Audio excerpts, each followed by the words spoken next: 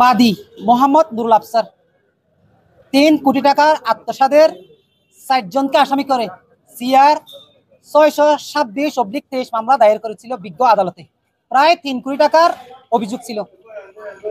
আসামি করা হয়েছিল বয়োবৃদ্ধ মুরব্বী নুরুল জালালউদ্দিন এবং নুরুল হক আমানুল্লাহ এবং চতুর্থ আসামি হচ্ছে শফিকুল ইসলাম।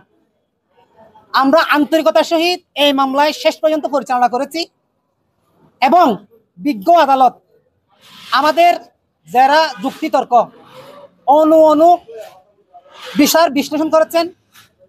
বিচার বিশ্লেষণ করে বাদী পক্ষের আনিত অভিযোগ প্রমাণ করতে না পারায় বাদী পক্ষ এই 4 জন আসামিকে অত্র মামলা থেকে বেকসুর খালাস প্রদান করেছেন। আমরা আদালতকে বোঝাতে সক্ষম হয়েছি ওনারা হচ্ছেন সিএনজি অটো রিকশা শ্রমিক ইউনিয়নের নির্বাচিত এবং উচ্চ আদালত কর্তৃক আদেশপ্রাপ্ত সভাপতি, সাধারণ সম্পাদক এবং নির্বাচিত নেতৃবৃন্দ 4 জনই। আমরা আদালতকে বোঝাতে সক্ষম হয়েছি যে এই তদন্তকারী মিথ্যা অভিযোগ দিয়েছেন। ওনারা নিয়ম শৃঙ্খলা, ট্রেড ইউনিয়নের নিয়ম শৃঙ্খলা মেনেই তারা এই নিয়ম পরিচালনা, সংগঠন পরিচালনা করতেছে। আজকে আদালতকে আমরা বোঝাতে সক্ষম হয়েছি মহামান্য আদালত আজকে এই আমাদের আসামিদেরকে বেকসুর খালাস দিয়েছেন। একটা ন্যায় বিচার প্রতিষ্ঠিত হয়েছে। এবং শ্রমিক ইউনিয়ন এখানে একটা রঙের দোকানদার মুস্তফা হাট রঙের দোকানদার বিভিন্ন সময় আজকে 13 সাল হইতে মামলা করতে করতে আমাদের সংগঠনকে একদম পঙ্গু করে দিচ্ছে।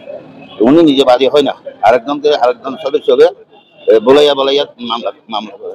এখন যেটা মামলা করছে উনি আমার কাছের লোক, আমার ভাই, উনি আমার মামাতো ভাই, উনাকে বলেই মামলাটা করে।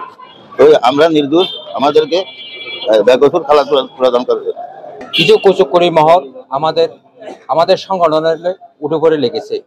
আমরা চাই, সাধারণ শ্রমিককে জানাতে চাই, এরা যে কুচক্রী মহল, নন শ্রমিক কিছু বহিরাগত, এরা আমাদেরকে উঠে করে লেগে আছে।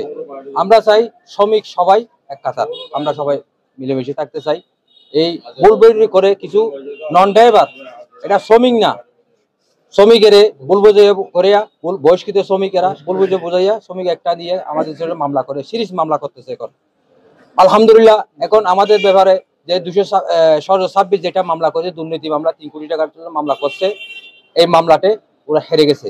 অনেকদিন পর আমাদের 14 একাডেমির বিরুদ্ধে যে মিথ্যা মামলা করা হয়েছিল সেই মামলা থেকে আমাদের নেতৃবৃন্দ সালাত পেয়েছে। আমি বলবো যারা এভাবে মিথ্যা মামলা করে শ্রমিকদের টাকাগুলোকে এভাবে ধ্বংস করেছেন, তাদেরকে বলবো যেগুলো শ্রমিক রাজনীতির অংশ নয়। শ্রমিকরা এত কষ্ট করে যে টাকাগুলো পরিবহন শ্রমিকদের এই মামলা মোকাবেলা করতে গিয়ে শ্রমিক নেতৃবৃন্দের, 51 নেতৃবৃন্দের অনেক হয়রানি এবং হয়ে গেছে মিথ্যা মামলা। তো এগুলো থেকে, এই মিথ্যা মামলাগুলো থেকে আপনারা বিরত থাকেন। আর এভাবে মানুষকে হয়রানি করার কোনো মানে হয় না।